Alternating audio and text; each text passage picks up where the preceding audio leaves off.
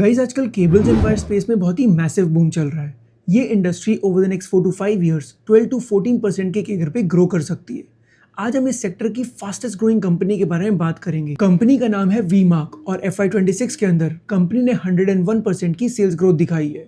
And going forward management अपनी performance को लेके काफी ज्यादा ऑप्टिमिस्टिक है। अब सबसे पहले ये डिस्कस करते हैं कि ऐसा क्या हो रहा है कि इस सेक्टर में इतना मैसिव बूम चल रहा है।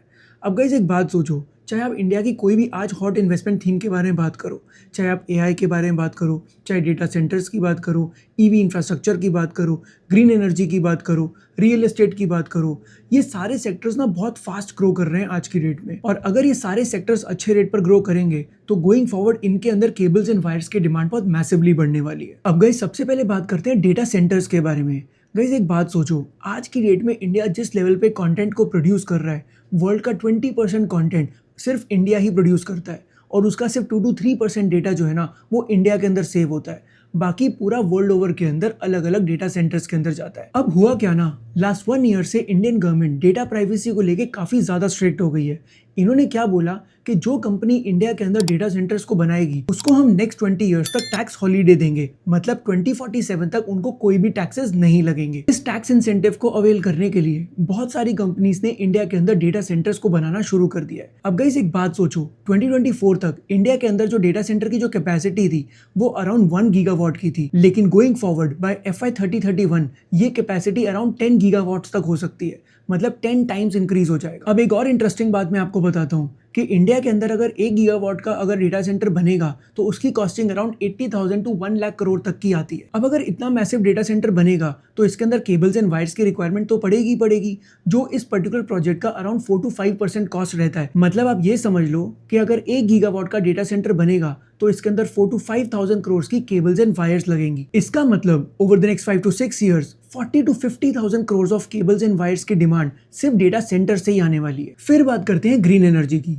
अब गाइस एक बात सोचो, आपको ये ऑलरेडी पता है इंडिया में आज सबसे बड़ी प्रॉब्लम जो है ना that is pollution. And going forward जैसे जैसे क्रूड ऑयल के प्राइसेस बढ़ते जाएंगे वैसे वैसे इंडिया के अंदर ग्रीन एनर्जी की डिमांड और बढ़ती जाएगी, जिसके अंदर क्या आ जाएगा, सोलर एनर्जी आ जाएगा और विंड एनर्जी आ जाएगा। अब डोंट यू थिंक इंडिया के अंदर सोलर और विंड एनर्जी के प्लांट्स बनाने के लिए केबल्स एंड वायर्स की रिक्वायरमेंट पड़ेगी। आज अगर मैं ग्रीन एनर्जी की बात करूं तो इंडिया में अराउंड 230 मेगावाट्स की कैपेसिटी है, लेकिन going forward over the next 4 to 5 years ये कैपेसिटी डबल होने वाली है टू अराउंड 500 मेगावाट्स। अब इसके अंदर भी केबल्स एंड वायर्स की रिक्वायरमेंट पड़ेगी अकॉर्डिंगली। अब कैसे डिमांड बढ़ेगी गाइस, एक बात सोचो, जैसे ही ग्रीन एनर्जी के थ्रू पावर जनरेट होगी, डोंट यू थिंक हमें इस पावर को अलग अलग सिटीज के अंदर ट्रांसमिट करना पड़ेगा।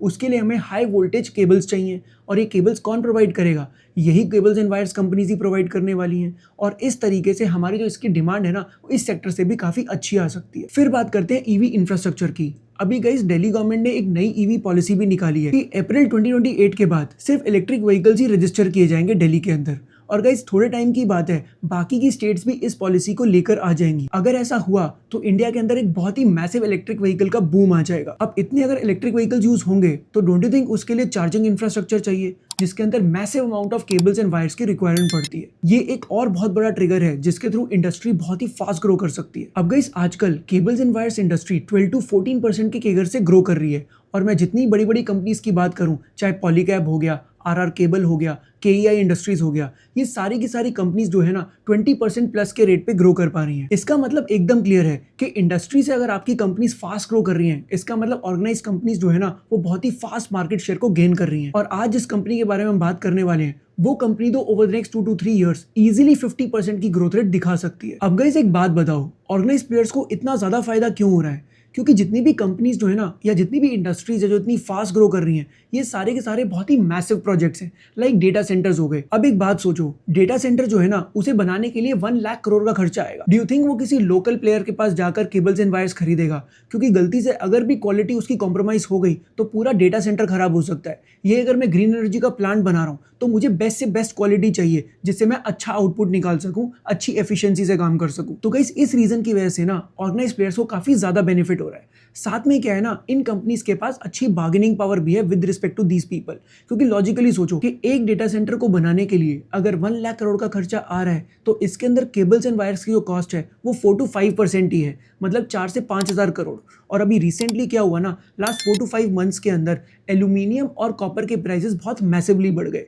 क्योंकि वो प्राइसेस बढ़ गए तो इसकी वजह से इनके रॉ मटेरियल कॉस्ट बहुत ज़्यादा बढ़ गई थी। तो इन कंपनीज ने क्या किया ना, अपने प्राइसिंग को इंक्रीज कर दिया और बाकी कंपनीज को कोई भी प्रॉब्लम नहीं हुई। क्यों? क्योंकि प्रोजेक्ट का बहुत ही छोटा कॉस्ट है। इस वजह से इन कंपनीज को बहुत ही अच्छी बार्गेनिंग पावर भी मिल जाती है, जिसकी वजह से ये लोग अपने मार्जिन को मेंटेन भी कर पाते हैं and that is a very positive thing for the companies. अब गाइस बात करते हैं वी-मार्क के बिजनेस मॉडल के बारे में।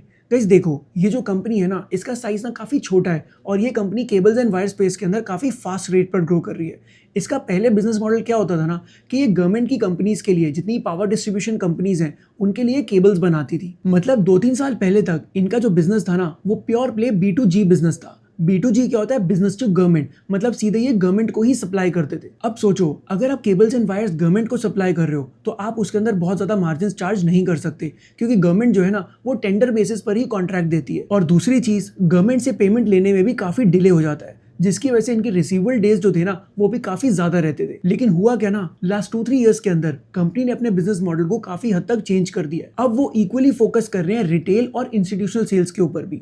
रिटेल का मतलब क्या, कि वो डायरेक्टली कस्टमर्स को सेल करेंगे, और कस्टमर्स को सेल करेंगे तो उसके लिए उनको ब्रांडिंग भी चाहिए and that is why the company spending a lot of money on advertisements and distributors. मतलब 2-3 इयर्स पहले कंपनी के पास 300-400 डिस्ट्रीब्यूटर्स हुआ करते थे, वही आज नंबर जो है ना, वो अराउंड 1100-1200 तक आ चुका है। तो कंपनी बहुत फास्ट अपनी डिस्ट्रीब्यूशन नेटवर्क को इंक्रीज कर रही है ताकि वो बहुत सारे लोगों तक पहुंच सके। अब इस रिटेल बिजनेस के अंदर ना, मार्जिन्स काफी अच्छे होते हैं। स्टार्टिंग में आपकी कॉस्ट लगती है क्योंकि आपको अपनी ब्रांडिंग करनी पड़ती है, लेकिन एक बार अगर आपका ब्रांड बन गया, उसके बाद आप कंसिस्टेंटली हाई मार्जिन पे अपने प्रोडक्ट को सेल कर सकते हो। साथ में इन्होंने अपना फोकस करना स्टार्ट किया इंस्टीट्यूशनल सेल्स के ऊपर। अब इस कंपनी कर क्या रही है ना, उन्होंने बहुत सारी बड़ी बड़ी कंस्ट्रक्शन कंपनीज के साथ टाई अप कर लिया है। लाइक फॉर एग्जांपल, एक कंस्ट्रक्शन कंपनी को एक ऑर्डर मिला कि उसे एक पावर प्लांट बनाना है, तो अगर पावर प्लांट बनाएंगे तो उसके अंदर बहुत ही massive amount of cables and wires की रिक्वायरमेंट पड़ेगी। तो उन कंपनीज के साथ वी-मार्क ने टाई अप कर लिया है कि हम आपको केबल्स एंड वायर्स हम आपको देंगे। मतलब इस तरीके से गाइस, वी-मार्क ने अपने बिजनेस मॉडल को पूरी तरीके से रिवैम्प कर दिया है। मतलब जो कंपनी पहले सिर्फ गवर्नमेंट को ही सप्लाई करती थी,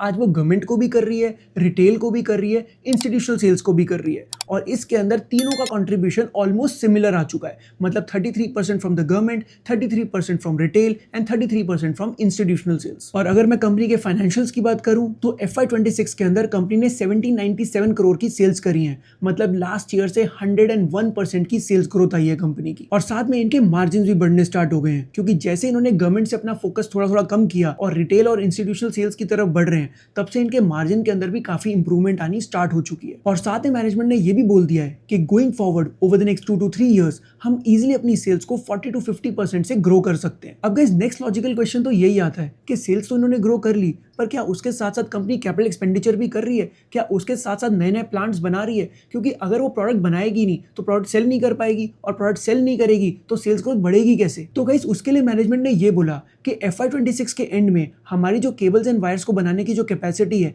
that is 2 lakh kilometres, and over the next 2 to 3 years हम इस कैपेसिटी को 7 लाख किलोमीटर्स तक लेकर जा सकते हैं। मतलब केपेक्स ऑफ अराउंड 3.5 टाइम्स। तो गाइस गोइंग फॉरवर्ड अगर मैनेजमेंट अपनी कैपेसिटी को 3.5 टाइम्स से इंक्रीज कर पाती है, तो इसका मतलब वो सेल्स ग्रोथ को अच्छे रेट पर ग्रो करने में सक्सेसफुल हो सकती है। और अगर ऐसा हुआ तो कंपनी बहुत ही अच्छी परफॉर्मेंस दिखा सकती है गोइंग फॉरवर्ड। अब गाइस देखो, ये वही वाली बात है, ट्रैक तो कंपनी को करना पड़ेगा। पोटेंशियल तो कंपनी में बहुत अच्छी है, लेकिन ट्रैक करोगे कैसे? Guys that is exactly what I teach in the equity research boot camp. अगर आपको उसके अंदर इंटरेस्ट है तो आप लिंक को चेक कर सकते हो। अब गाइस नेक्स्ट बात करते हैं कि कंपनी अपने मार्जिन को इंप्रूव कर सकती है गोइंग फॉरवर्ड।